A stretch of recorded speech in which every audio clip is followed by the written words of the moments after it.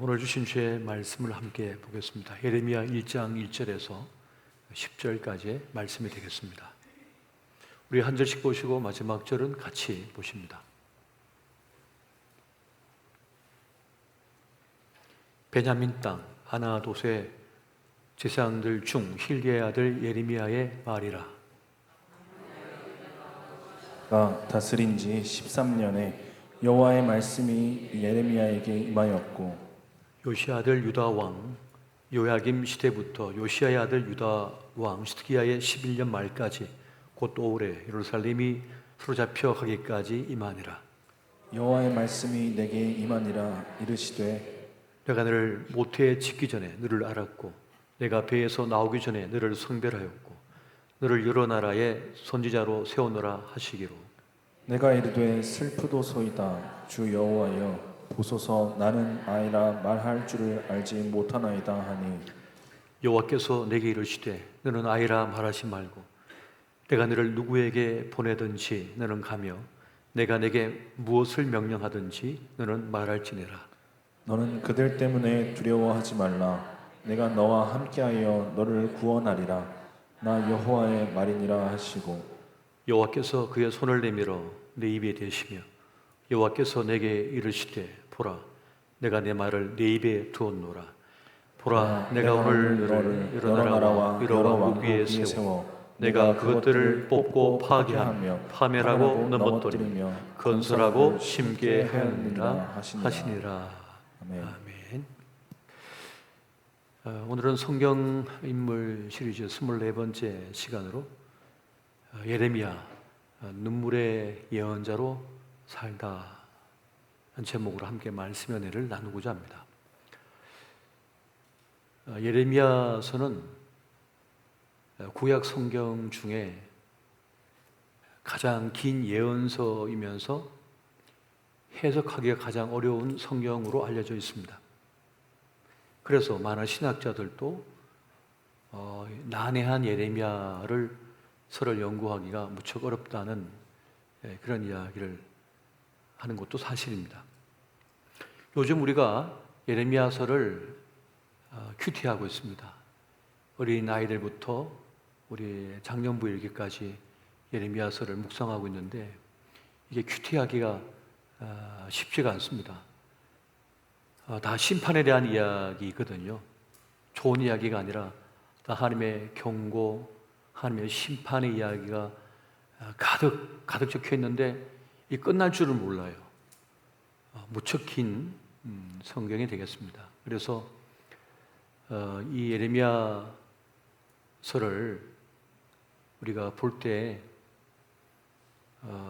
한 구절 한 구절 그게 집중하기보다는 전체적 문맥을 알고 이해하는 게 참 좋겠다는 생각이 듭니다.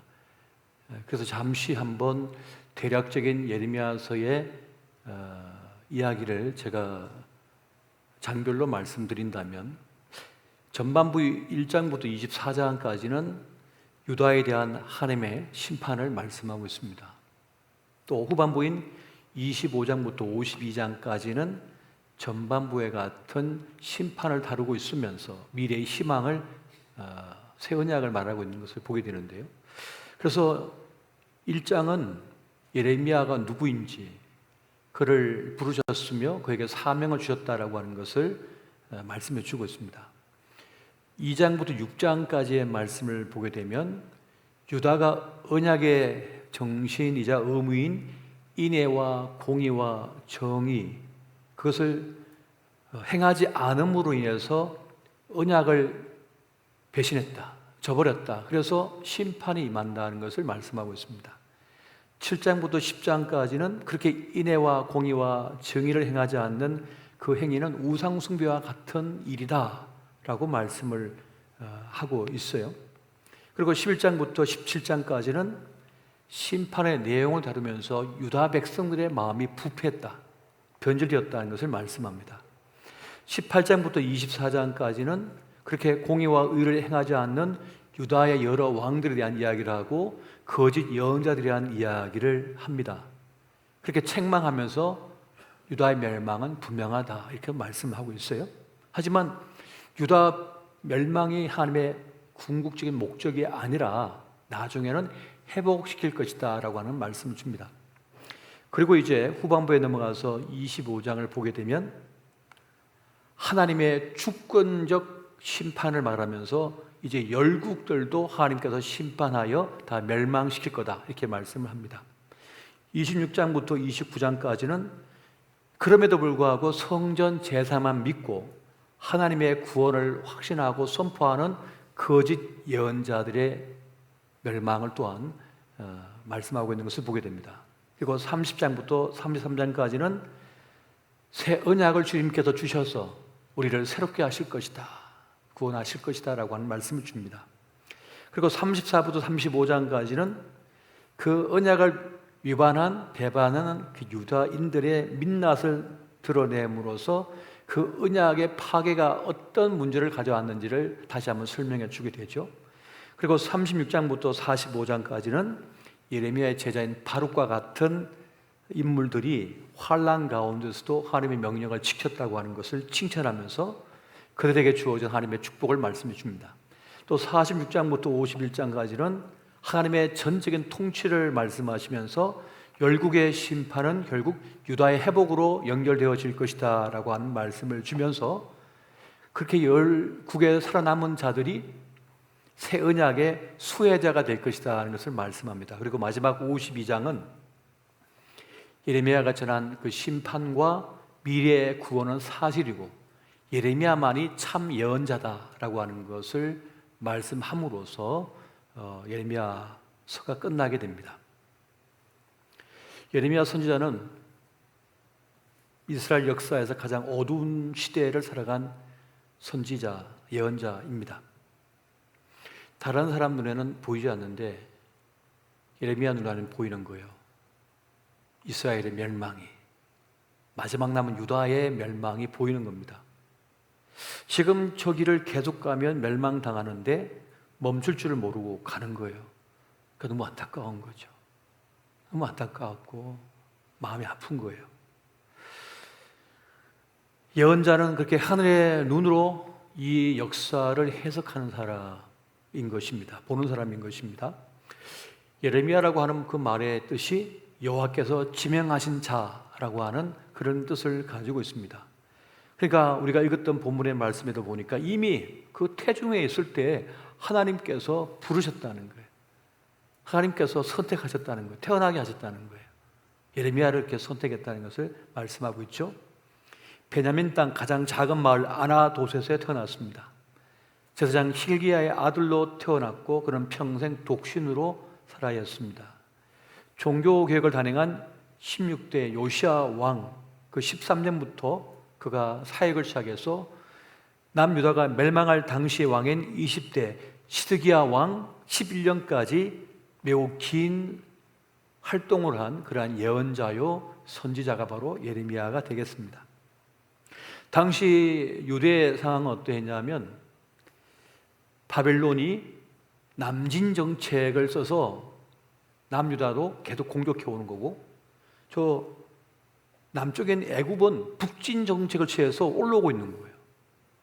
그 중앙에 지금 유다가 있는 거예요. 두 강대국이 서로 노리고 삼키려고 하는 그런 상황 속에 있더라.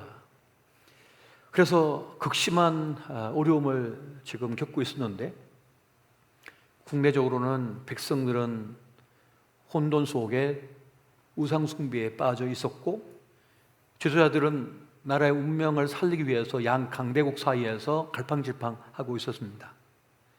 이 어수선한 사회 그 분위기를 틈타가지고 힘 있는 자들은 힘 없는 자들을 착취했어요. 짓밟았어요. 자신의 재산을 축적하기에 바빴던 것이죠. 그리고 거짓 선지자들은 괜찮다, 좋다, 장밋빛 내일을 희망을 노래하면서 그렇게 하나님께서 우리 구원하실 거니까 걱정하지 말라고 그런 예언을 하고 있던 때였습니다. 하지만 예레미야는 하나님께서 주신 그 메시지 그대로 하나님의 심판을 말합니다. 너희가 인애와 공의와 정의를 저버렸다. 그리고 우상 숭배에 대한 하나님의 심판이 있어서 남유다는 완전히 멸망하여 이스라엘 전체가 멸망한다. 북이스라엘이 먼저 멸망하고 그다음 남유다가 멸망했거든요. 이게 남유다가 남아있는 상황인데 남유다까지 멸망당하여 포로로 다 끌려간다. 이거를 지금 예레미야가 예언하게 되는 것입니다. 이런 절망적인 예언을 하니까 백성들이 좋아할 리가 없죠. 왕도 좋아할 리가 없고 정치인도 좋아할 리가 없습니다. 사업가들도 좋아할 리가 없습니다. 그래서 예레미야는 외면을 당하고 배척을 당하고 공격을 당합니다. 형제와 친척까지도 이 예레미야를 이상한 사람 취급을 해요. 그렇게 버림을 당하는 거죠. 근데 그럼에도 불구하고 예레미야는 끝까지 멸망한다. 하나님께서 작정하셨다라고 예언합니다. 그래서 뭐라고 하냐면 바벨론에게 항복하고 포로로 끌려가야 된다. 하나님께서 정하신 것이다 라고 말을 하는 겁니다. 그러니까 이거 매국노가 아니냐, 저쪽에서 돈 먹었냐, 저쪽 편이냐 하면서 예레미야를 공격하게 되는 거죠. 그럼에도 불구하고 예레미야는 하나님께서 주신 메시지를 전합니다. 다시 인애를 회복하라, 공의를 회복하라, 정의를 회복하라, 우상 숭배를 버려라. 이 나라의 운명은 하나님께 달려있는 것이지 열강에게 달려있는 것이 아니다라고 그렇게 선포를 하고 나가죠. 하지만 그의 말을 아무도 듣지 않습니다. 그래서 그는 이제 앞으로 닥칠 그 끔찍한 전쟁에 의하여 고통당할 일을 생각하면서 눈물을 흘리죠. 그래서 눈물의 예언자라는 별명이 그에게 붙게 된 것입니다. 나라와 민족, 사회, 그리고 교회의 현실을 놓고 기도하는 이들이 있는가, 한국 교회를 놓고 기도하는 이들이 있는가 하는 생각을 할 때가 많습니다. 예레미야서를 이렇게 이해를 하면서 읽으면 참 좋겠어요. 부모가 자식을 낳았는데 금지 오겹 키웠습니다. 금지 오겹이 무슨 뜻입니까? 금으로 된 가지와 옥으로 된 입이란 뜻이에요. 이거 얼마나 귀한 것이냐. 그렇게 정성들을 키웠다는 거죠. 그런데 멋지게 자기 삶을 꾸려나갈 줄 알았던 이 아들이, 이 딸이 망가지는 겁니다. 부서지는 겁니다. 그동안 공부한 게 아무 짝이 쓸데없는 거예요. 그동안 예쁜 옷을 입혀서 가꾼 게 아무 쓸모가 없는 거예요.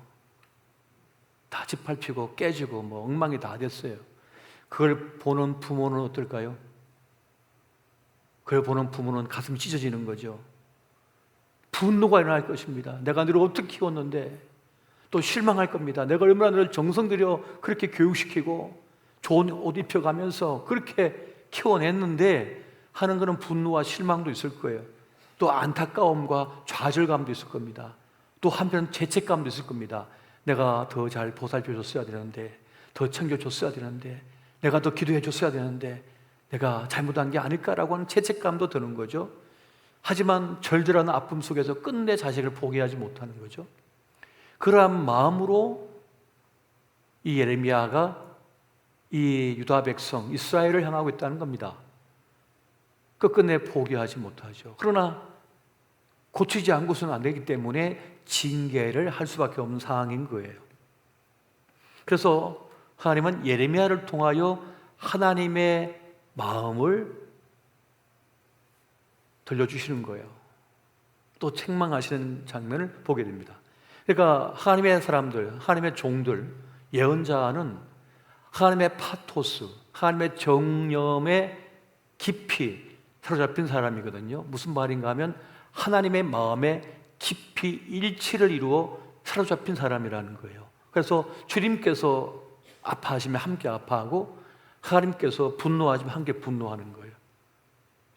그런 마음을 가진 사람이 예언자들이었고 하나님의 사람들이었다는 것입니다. 이스라엘의 타락 때문에 결국 멸망한 것을 알기 때문에 얼마나 마음이 무너지고 아프겠는가인 것이죠. 그렇게 그리스도 예수의 사람들은 하나님의 정념에 사로잡힌 사람들, 성령에 붙들린 사람이라 할 수가 있겠습니다. 그래서 예언자의 말은 늘 불편하게 들려요. 하나님의 말씀은 우리를 불편하게 만듭니다. 우리는 하나님 말씀이 나를 위로하고 달래주고 또 치유하고 괜찮아 괜찮아 좋아 좋아 좋아 좋아 잘하고 있어 늘 그것만 얘기해 주기를 바라는데, 그런 하나님 말씀은 우리를 불편하게 만듭니다. 하나님 말씀은 우리를 꾸짖어요. 하나님 말씀은 우리를 수술해 버려요. 그것이 잘못됐다고. 그것이 진짜 하나님의 말씀이에요. 하나님 뜻에 맞으면 칭찬이 되지만 하나님 뜻에 어긋나면 어떡합니까? 경고를 하고 책망을 하고 꾸짖는 거죠. 이게 정상적인 거죠. 그래서 하나님 말씀은 우리를 불편하게 만드는 겁니다. 그래서 이 예레미야의 예언이, 예레미야의 메시지가 그 시대 사람들을 불편하게 만들었던 거예요. 그런데 거짓 예언자들은 어떻게 합니까? 괜찮다고, 좋다고, 잘하고 있다고, 기도 생활 좋아요, 예배 생활 좋아요, 뭐 한 달에 한 번 나오면 되지, 뭐 1년에 한 번 나오면 되지, 뭐 그렇게 자주 나와야 됩니까? 괜찮다고, 잘하고 있다고 거짓말하고 앉았던 거죠. 예배가 무너졌는데 예배 드려야죠. 예배 나와야죠. 하나님 앞에 엎드려야죠. 드라마에 머리 숙이지 말고, 눈물 흘리지 말고, 말씀 앞에 나와 눈물 흘리셔야 하고, 그래 꾸짖고 바르게 얘기해 줘야 되는데 딴 교회 도망갈까 싶어가지고 말을 못하는 거예요. 괜찮다고, 잘하고 계시다고, 뭐 이름만 올려놓으세요, 괜찮아요. 그런 거짓 선지자가 어디 있습니까? 하나님 앞에 온전한 예배자가 되게 만들고, 하나님 앞에 헌신하게 만들고, 훈련받게 만들고, 하나님의 제자가 되게 만들어야죠. 그래서 예레미야는 그렇게 많은 책망을 그렇게 많은 예레미야는 공격을 받았던 것이고, 그렇게 버림을 당했던 것입니다. 그러나 그럼에도 불구하고 예레미야는 포기하지 않고 끝까지 하나님의 말씀을 전합니다. 예레미야 6장 13절부터 15절까지의 말씀을 같이 한번 볼까요? 자, 시작. 이는 그들이 가장 작은 자로부터 큰 자까지 다 탐욕을 부리며 선지자로부터 제사장까지 다 거짓을 행하니라. 그들이 내 백성의 상처를 가볍게 여기면서 말하기를 평강하다 평강하다 하나 평강이 없도다. 그들이 가정한 일을 행할 때 부끄러워하였느냐? 아니라 조금도 부끄러워하지 않을 뿐 아니라 얼굴도 붉어지지 않았느니라. 그러므로 그들이 엎드러지는 자와 함께 엎드러질 것이라. 내가 그들을 벌하리니 그때 그들이 거꾸로 지리라. 여호와의 말씀이니라. 거짓 선지자들, 예언자들에 대하여 여호와님께서 예레미야에게 알려주신 말씀이었습니다. 하나님께 위임받은 책임이 있는데 그 책임을 다하지 않는 거죠. 그걸 특권으로만 생각하지 그 책임을 다하지 않는 거예요.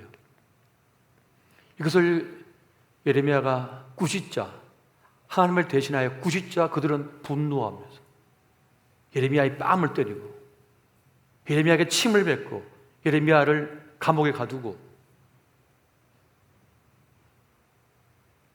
거대한 비가 와가지고 그 지하 감옥에 갇혀 있는데 안 꺼내줘요. 구덩이에서 축적으로 내버려 두는 거죠. 그런 끔찍한 일들을 선지자에게 행하죠.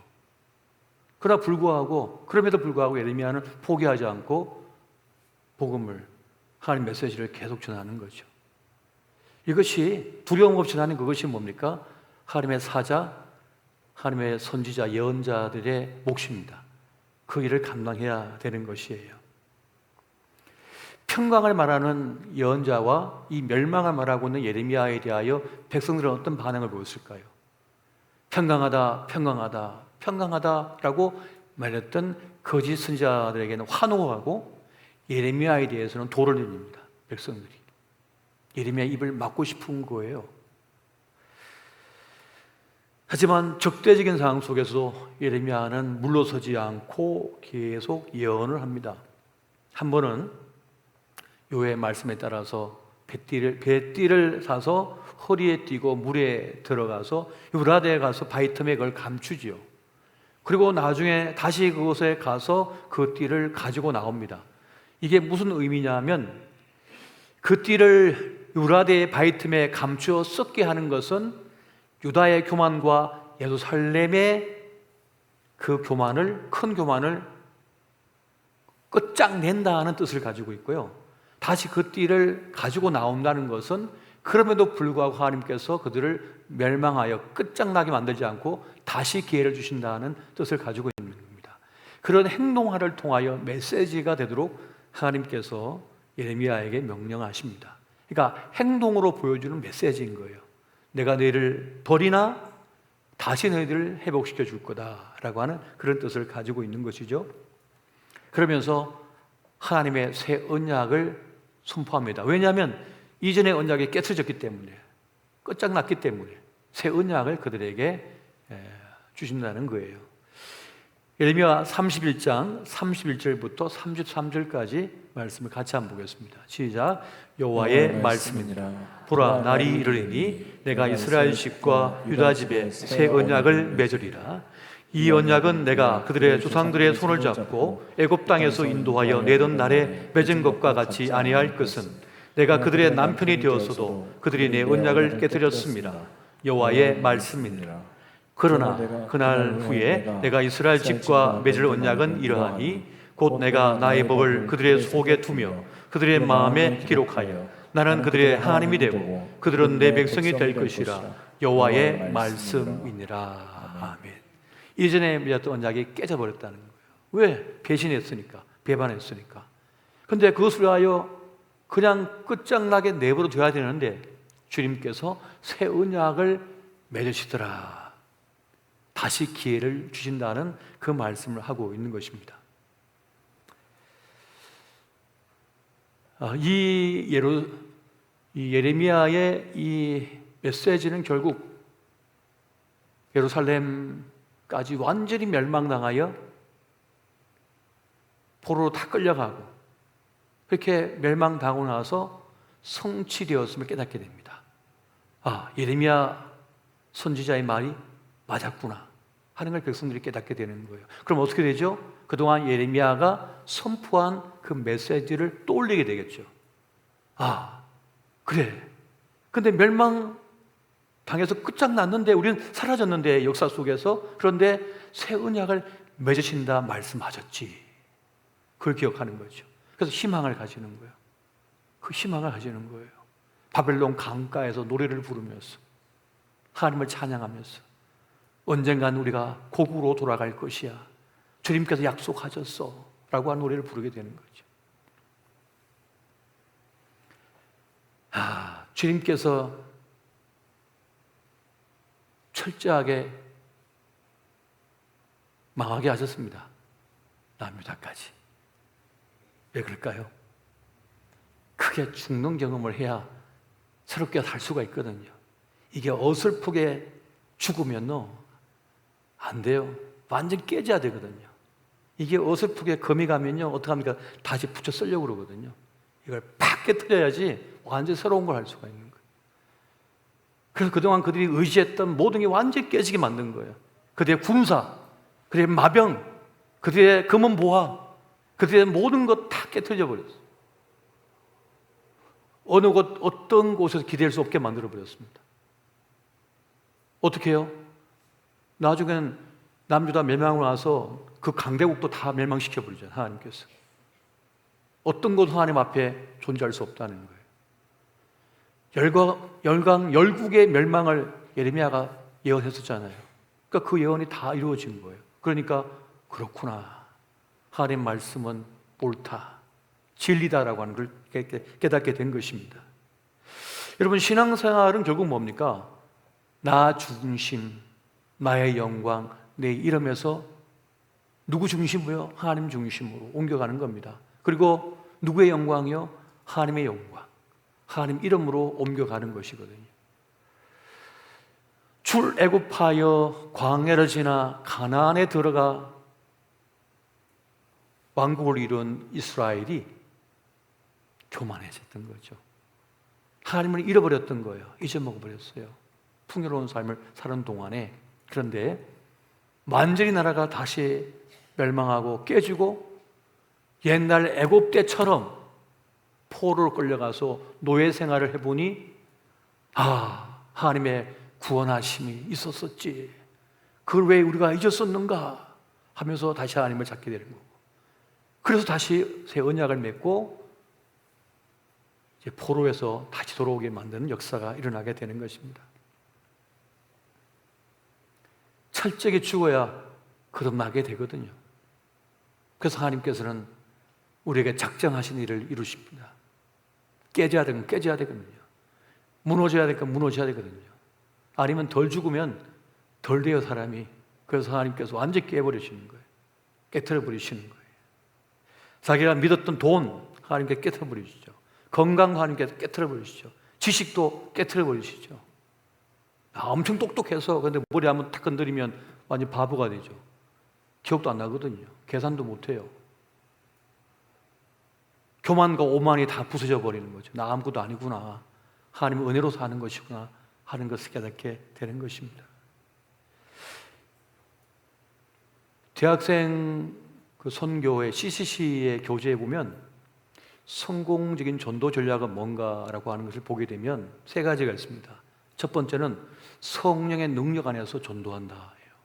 내 힘과 내 능력, 내 언어적 능력으로 하는 것이 아니라 오직 성령의 능력으로 전도한다는 거예요. 두 번째는 뭐냐면 오직 그리스도만 전한다. 예수 그리스도만 전한다. 딴 거 안 전한다. 예수님만 전한다. 철칙이에요. 세 번째 뭡니까? 그 결과는 하나님께 맡긴다. 철저하게 하나님께 맡긴다. 되든 안 되든 그건 하나님의 뜻이다. 하나님께 철저하게 맡긴다. 그래서 걱정 없다, 두려움 없다, 창피함 없다. 오직 주님께 맡긴다는 거예요. 우리의 신앙생활도 그래야 되지 않을까요? 뭘 따지는 게 많습니까? 뭐 이렇게 생각을 많이 하시는 거예요? 주님께 맡기고 나가면 되는 것을. 예배 한 번 하러 오는데 뭔 그런 고민을 많이 하고 계산을 많이 하는 거예요. 그냥 하나님께 예배한다 하면 되는 것이지, 기도하면 되는 것이지, 뭐 이렇게 따지는 게 많아요. 그냥 기도하면 되는 것이지. 하나님 앞에 엎드려서 주님께 엎드려서 기도하면 되는 거거든. 오직 주님께 맡긴다. 주님께 내 인생이 달렸다 하는 마음으로 나아가는 것이죠. 모든 것을 주님께 맡긴 사람은 싸울 일도 없고 밀당할 일도 없고 그냥 주님 앞에 나를 내어드리는 것입니다. 주님께서는 잔머리 돌리는 거 별로 안 좋아하시거든요. 이 모든 수를 알고 계신 주님께서 모르시겠습니까? 우리의 말투를 보면 벌써 딱 아는 거죠. 심중을 깨뜨려 보시는데 심중에 뭐가 들어앉았는지 아는데 지금 요 속에 뭐가 든지 난 모르는데 주님을 이미 아시는 거예요. 요 놈 봐라 하고 보시는 거죠. 예레미야 28장에 보면 거짓 선지자 하나냐가 예레미야가 나무 멍에를 딱 메고 와요. 이 멍에 하나님께 주신 멍에다는 거예요. 그랬더니 하나냐가 와서 예레미야의 그 메고 있는 멍에를 벗겨가지고 박살내버립니다. 지금 예레미야는 하나님께서 우리에게 주신 멍에다라고 직접 자기가 몸으로 보여주고 있는 거예요. 말로 설명한 게 아니라 멍에를 이 목에 어깨에 걸고 와가지고 하나님께서 우리에게 이런 멍에를 지게 하셨다, 이런 십자가를 지게 하셨다, 이런 아픔을 지게 하셨다. 그런데 웃기지 마라 하면서 그걸 갖다가 깨버려가지고 부셔버리고 우린 그런 일을 안 당한다, 하나님은 우리에게 그런 일을 주실 리가 없다 라고 말을 해요. 그런데 그 밤에 하나님께서 예레미야에게 뭐라 하십니까? 하나냐가 그 멍에를, 나무 멍에를 깨트렸으나 이제 내가 너희에게 새 멍에를 줄 것이다. 2년 동안 멍에를 진다고 그랬는데 그걸 부셔버렸잖아요. 그 멍에가 부서지고 하나냐는 2년 만에 죽임을 당합니다. 그리고 새 멍에를 치고 모든 백성들이 바벨론으로 끌려가죠. 어떻게 해요? 예레미야의 말을 버리고 하나냐의 말을 따랐던 시드기야 왕은 자기 눈앞에서 두 아들이 죽임당하는 걸 봐야 했습니다. 그리고 두 눈이 뽑히웁니다. 그리고 벌게 벗겨져서 왕비와 함께 제사들에 묶여서 끌려갑니다. 걸어서. 하나님께서 주신 멍에는 나무 멍에였는데 그걸 깨트려 버렸어요. 그랬더니 새 멍에가 주어진 거예요. 더 끔찍한 것이, 주님께서 우리에게 주신 그 멍에는 우리를 살리는 멍에였던 거예요. 우리를 고치는 멍에였던 것이고 그것이 우리를 새롭게 바꾸는 멍에였던 거예요. 그 멍에가 없이는 안 되거든요. 그래서 주님께서는 그것을 딱 기한을 정해서 딱 주신 건데 그걸 거부해 버린 거예요. 이게 얼마나 안타까운 일입니까? 주님께서 우리에게 딱 맞는 거 주시거든요. 적당한 거 주시는 거예요. 분명한 걸 주시거든요. 근데 우리는 하나님을 못 믿고, 그럴 리가 없어. 내가 정할 거야. 내 인생이니까 내가 정할 거야. 내 자식이니까 내가 정할 거야. 내 자식이니까. 그렇습니까? 여러분 몸뚱아리인데 여러분 다 아십니까? 마음대로 할 수 있습니까? 여러분 몸을? 혈압 오르지 마. 심장 제대로 뛰어. 그러면 심장이 제대로 뛰고 혈압이 조절됩니까? 자기 몸도 마음대로 못 하시잖아요. 몸속에 지금 뭐가 들어서 지금 뭐가 꿈틀대고 있는지 모르시잖아요. 내가 낳은 자식이지만은 내 자녀의 앞날이 어떻게 될지 모르잖아요. 이 아이에게 놀라운 가능성이 있는지 없는지도 모르시잖아요. 오직 그것은 하나님만이 아시는 거예요. 그래서 나무멍에를 주신 거란 말이에요. 이 고난을 겪어야만, 이 아픔을 겪어야만, 이 십자가를 져야만 바로 세워줄 수 있거든요. 이 치아가 삐뚤빼뚤해가지고 교정기를 꼈어요. 필요 없어, 나는 내 입으로 될 거야 하고 있으면 됩니까? 제대로? 교정기를 딱 끼워서 2년 동안 차고 있어 하면 어떡합니까? 전문가에 의해서 이가 교정이 되죠. 그 시간 동안. 근데 조금 아프니까, 불편하니까 그냥 뽑아내고 그냥 있어요. 그러면 2년 뒤에 어떻게 됩니까? 삐뚤삐뚤. 2년이면 교정할 거 10년 가죠. 주님께서 주신 멍에는 우리를 고치는 멍에요. 살리는 멍에임을 여러분 기억하시기 바랍니다. 여러분, 고난당한 것이 내게 유익이라고 그랬습니다. 그래서 하나님을 알게 되었고 하나님의 율례 법을 깨닫게 되었다고 말씀하고 있는 것을 보게 됩니다. 주님께서 뭐라 했습니까? 수고하고 무거운 짐진 자들아 다 내게로 오라. 내가 너희를 쉬게 하리라 했는데 거기서 누워 자 하지 않고 뭐라 했습니까? 내가 주는 멍에를 메고 나를 따르고 나를 배우라 그러잖아요. 내가 주는 멍에를 메고 그 멍에를 메는 법을 배우래요. 그러면 쉼을 얻을 것이다 라고 주님께서 말씀하셨다는 것입니다. 주님이 주시는 멍에를 맬 때 우리는 배우는 사람이 될 수 있고요, 깊어질 수가 있는 것입니다. 진짜 믿음을 가진 사람이 될 수 있는 거예요. 주님께서 주신 멍에는 그래서 우리를 살리는 멍에요, 우리에게 유익이 되는 멍에임을 여러분 믿으시기 바랍니다. 주님께서 우리를 향한 계획과 뜻이 있습니다. 우리가 잘 모르는 우리와 우리 자녀의 가능성이 있습니다. 우리 교회에 가능성이 있는 거예요. 하나님께서 가지신 뜻이 있는 겁니다. 우리는 잘 몰라요. 눈에 보이는 것만 보니까요. 그런데 주님은 우리가 보지 못하는 것까지 보시는 분이셔요. 그래서 우리는 하나님께 맡길 수가 있어야 되는 것이고 주님을 결코 떠나지 말아야 되며, 오늘 예레미야 전체에서 말하고 있는 어찌하여 하나님의 언약을 깨뜨렸고 배반하게 됐는지를 분명히 알아야 돼요. 계속하여 예레미야가 반복적으로 말하는 바가 있습니다. 네가 무엇을 버렸기 때문이다 말씀합니다. 언약이 무엇 때문에 깨졌다라고 말합니다. 인애를 저버렸다고 말해요. 인애가 뭡니까? 자비예요. 하나님의 자비하심이에요. 그러니까 하나님의 백성은 세상의 공식과 셈법이 아니라 하나님의 공식과 셈법, 문법으로 살아야 된다는 것입니다. 그게 인애, 자비의 정신이에요. 우리가 전에 배웠잖아요. 폐하법. 우리가 추수할 때 모퉁이에 떨어진 거 모퉁이에 추수하지 마라. 담장 밖으로 나간 가지, 그 열매, 그까지 굳이 추수하지 마라. 그거는 내 몫이 아니다. 내 거라도 내 몫이 아니다라고 하는 자비의 정신을 말하고 있잖아요. 하목제 정신을 말씀하고 있잖아요. 공의가 뭡니까? 정의가 뭡니까? 미시파두와 째다카라고 하는 겁니다. 하나님의 법적인 정의가 있어요. 그 다음에 우리의 삶에서의 정의가 있습니다. 그게 뭡니까? 선을 베푸는 거예요. 하나님 백성이라면 거기 있어야 된다는 거예요. 그것이 살려낸다는 거예요.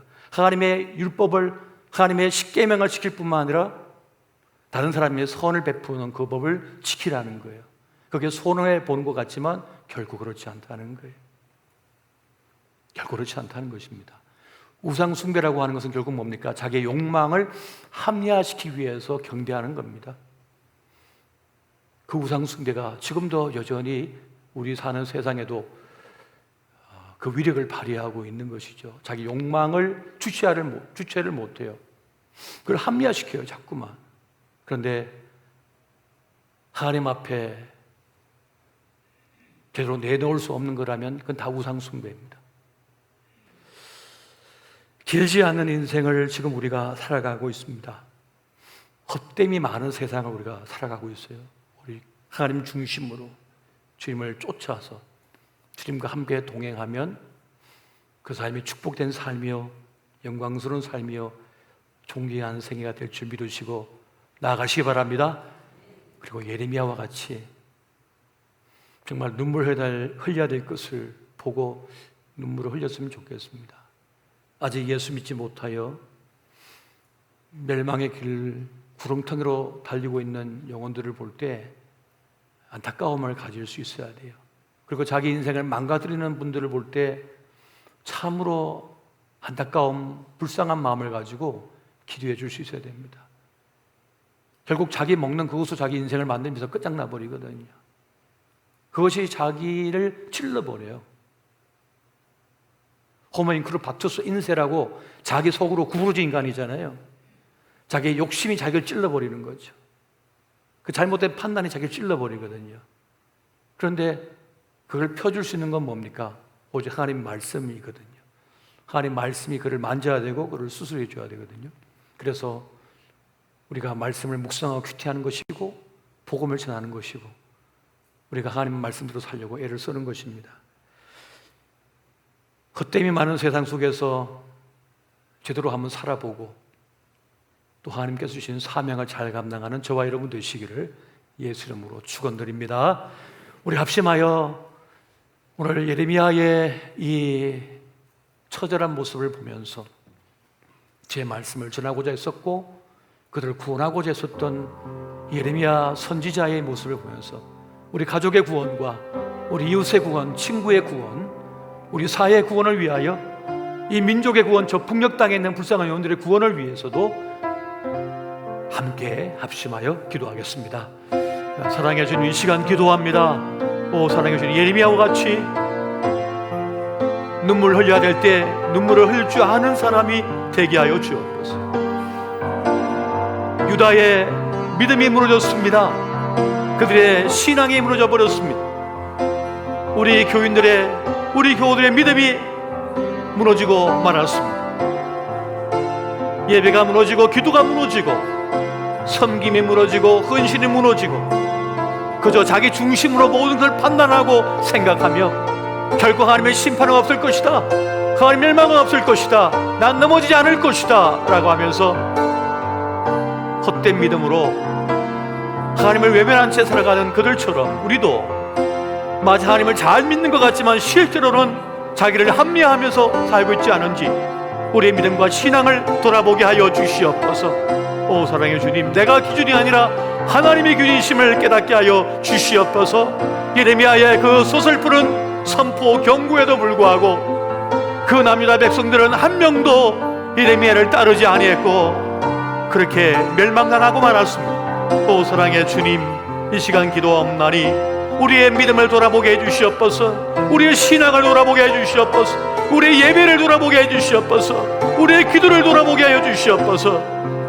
우리의 자녀의 믿음을 돌아보게 하여 주시옵소서. 오 사랑의 주님, 우리가 무엇을 중요하게 여기고 무엇을 지켜야 하는지 깨닫게 하여 주옵시고 그렇게 믿음의 길을 걷게 하여 주시옵소서. 오 사랑의 주님, 이 시간 오직 하나님의 사람으로 온전히 서게 도와주시고 또한 예레미야와 같이 복음을 듣지 못하여 주님을 상실하여 멸망의 길로 가고 있는 이들을 불쌍히 여기며 그들에게 구원의 복음을 전하며 사랑의 복음을 전하게 도와 주시옵소서. 이들을 저버리지 않게 해 주시옵소서. 하나님의 공의와 정의가 살아있는 삶이 되게 하여 주시옵소서. 오 사랑의 주님, 오늘 우리는 하나님의 셈법으로 살겠습니다. 하나님의 공식으로 이 세상을 살겠습니다. 오 사랑의 주님, 세상이 어찌하든지 우리의 믿음을 변치하며 그 길을 걷게 하여 주시옵소서. 오 사랑의 주님, 주의 은혜와 사랑으로 함께 해주시고 동행하여 주시옵소서. 오 사랑의 주님, 그 은혜와 사랑으로 주님 붙들어 주시옵소서.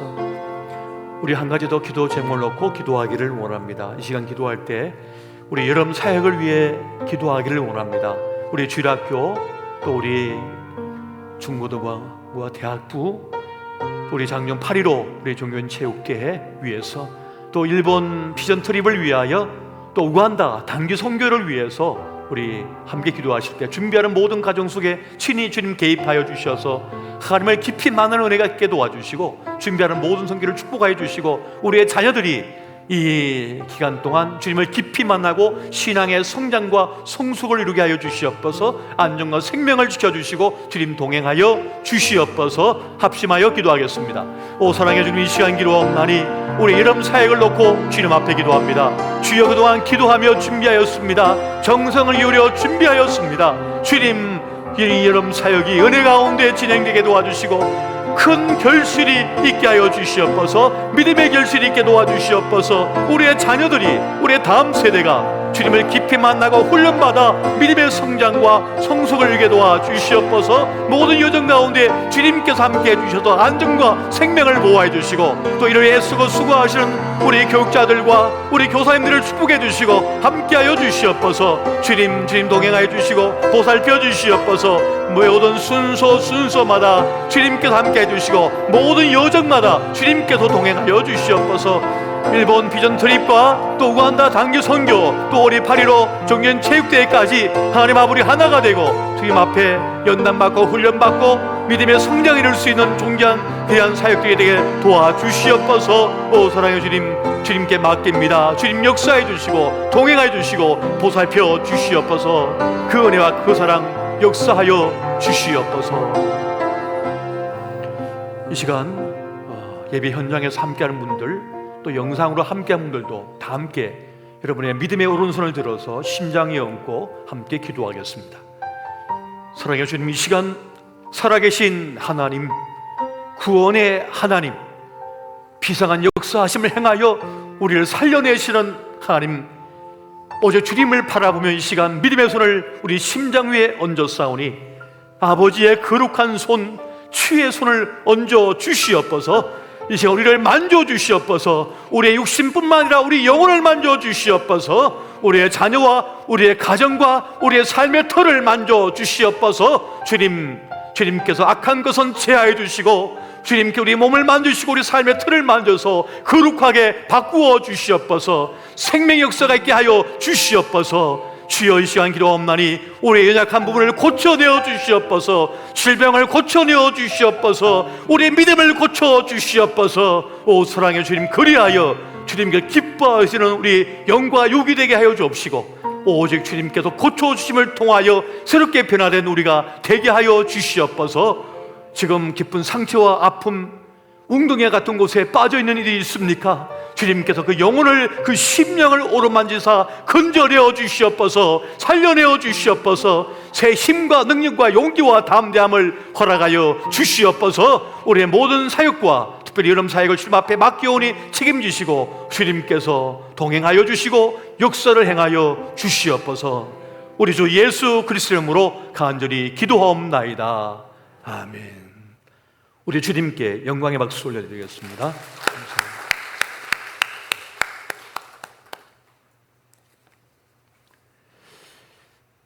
예레미야서를 우리가 큐티 하는데 너무 어려운 단어나 문장이나 그 전체가 잘 이해되지 않더라도 여러분 반복해서 읽고 그리고 그것을 놓고 기도를 해보십시오.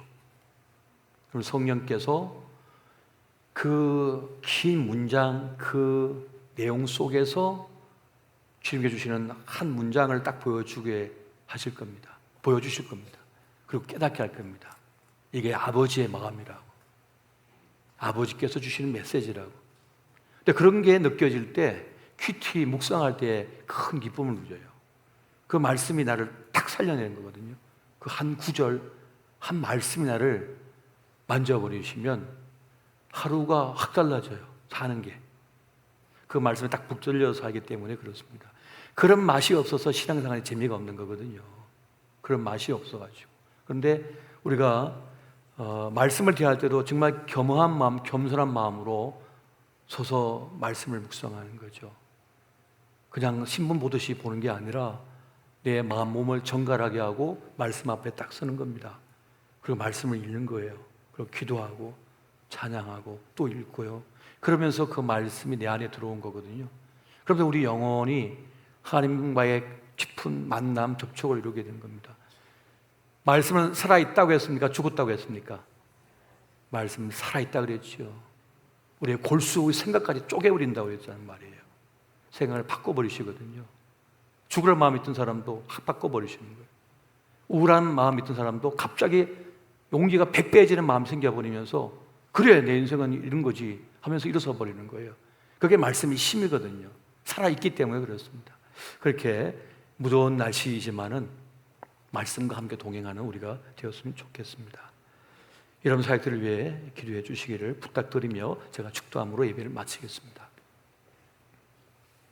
지금은 우리의 길이요 진리요 생명이 되어 주셔서 우리의 모든 죄에 대신 짊어지시고 십자가에 죽으사 우리에게 영원한 생명을 선물로 주신 우리 주 예수 그리스도의 은혜와 성부 하나님 아버지의 그 깊으신 그 사랑하심과 성령 하나님의 감화, 감동, 교통, 위로, 지혜, 총명 그리고 함께 동행하여 주시니 눈물의 선지자 또 눈물의 예언자 예레미야의 그 절절한 마음을 깨닫고 우리와 우리의 자녀와 우리의 가족과 이 시대를 향하여 기도에 눈물을 흘 줄 아는 그런 믿음의 사람 되기를 소망하는 우리의 청주 주님의 교회 모든 권속들 위해와 병상에 있는 교우들과 우리 자녀 특별히 여름 사역 위에 이 민족 지구촌 위에 영원토록 함께 계실지어다. 아멘.